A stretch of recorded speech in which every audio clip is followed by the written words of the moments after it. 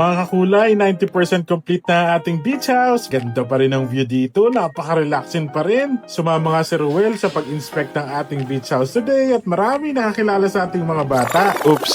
Pero bago yan, ito muna ang mga nangyari. Mga kulay, biyahe kami pupunta sa beach house. Nakakotse kami yan. Ayan si Ruel. Ayan naman si Pikachu. Tara, samahan namin sa another day, another food and travel adventure.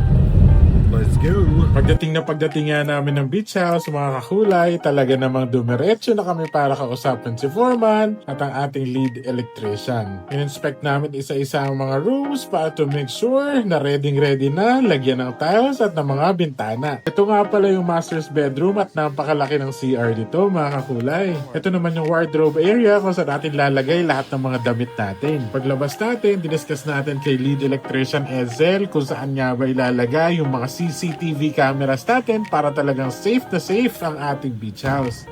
Kung makikita nyo, itong outdoor veranda ay talagang nilalagyan na ng tiles yung wall. Kapagod, kitapos lang namin mga kulay sa job site. Pinapagawa nating beach. Yan si Ron, si Roel nasa kotse na. Hanap na tayo ng makakainan. Tara, let's go. Wala na akong energy, naubos na agad energy kong ani. Wait, food trip tayo mga kulay dito si Roel. Mga spaghetti. Siyempre, nandito pa rin tayo sa Wakis kung saan tayo kumakain halos araw-araw kasi naman napakasarap din talaga ng food nila dito. Paborito namin dito yung kanilang lomi, sinantulan at yung kanilang sisig. Pero ngayon, di kami umorder ng sinantulan, di na kami umorder ng lomi kasi para maiba naman. Minsan gusto natin ng paiba-iba naman, hindi ba mga kakulay? Ayun, wala ganun lang siya. Sige.